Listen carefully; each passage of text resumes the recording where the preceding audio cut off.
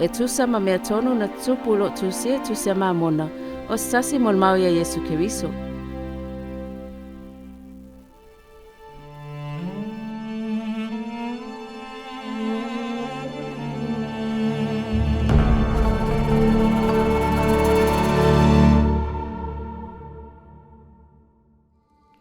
Ole nei, o te tuatu polo inga le tua o tutoe. Ua owi loa, e leo tusia yo outou loto. Awa e te taufua le swafo le lilo o tua. Mana tua le aso sapati, e te whapa ia ina.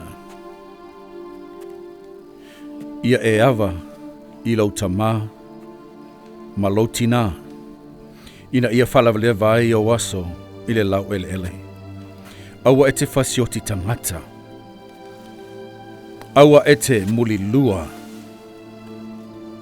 Aua e te ngaoi. Aua e te molimau pepelo i le lua te tua oi. Aua e te mana o nao. Pe ua toa o ina le nei nuu i a latou whaine mea uma i a tausi nei polo inga. O te whautia te outou e le ai. Se manu e le whai e le ali o te sau ma valo atu le leanga e winga i le nei nu. Ua outou whai mai o reoltanga e maua le tulafono Mose. E ahono tau tausia pēr tulafono Mose. Ai o mai le taimi. E reto e tau sia hai le tulafono a Mose. E re na al tulafono e ala mai eile o la tanga. Ana le ai le togiola. O le a whaia e le atua la vaia, mo anga sala, ma mi o le tonu o Lona nuu. Se manu e whano lava i tātou. Pe le iwa balo atu e Mosaea te latou, e winga i le afio mai o le Mesia. Ma o le a togiola ina le atua la vaia Lona nuu. I oe, e o i perfita uma, o e sababalo talu mai le amatanga lalolagi. Lato te lei tau te tala mai ea e winga i nei mea. Lato te lei fai mai ea, o le afio mai le tuala vai e lalo i le whanaunga tangata. Ma ave i ona lunga fo linga o tangata. Ma afio atu i le mana tele i le lalolagi. O te mana o i outou malamalama. O le afio mai le atua lava ia e whanaunga tangata. Ma togiola e ia Lona nuu. Ona o le a soifua o ia le tino. O le ata uai o ia o le alo le atua. Ana le ai le togiola na ia whaia. Mo ona tangata. Lea na saunia mai le faavaenga o le lalolagi. O te whai atu a te outou ana le ai. Po ua whano tangata uma. E o mai le taimi. O le awa ai tangata uma i le olatanga le lii. Pe awa ai atunu uma i tua inga ngangana manuu. Mata i le mata.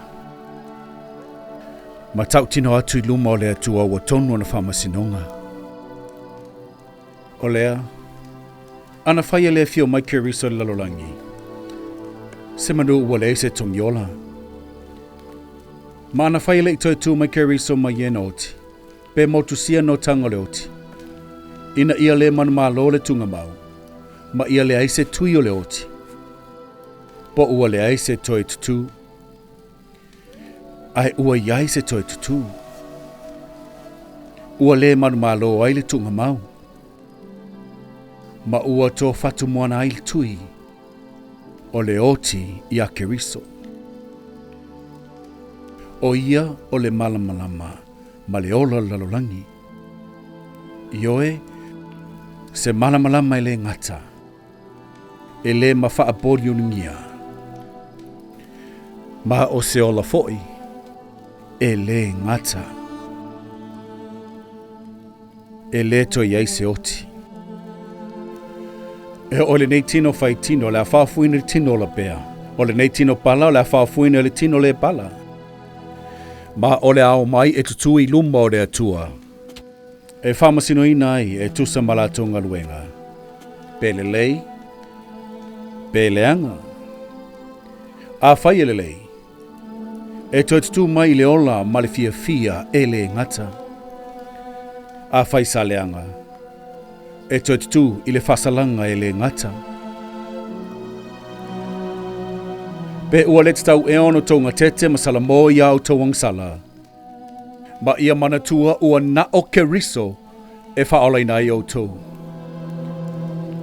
O lea, a whaito te Aoao Atu Tulafono Mose, i Aoao Atu foi o se whaatusa lea o mea o le ao o mai. O le togiola lea e ala mai a Keriso le lii. O le tamā lava e faavavau.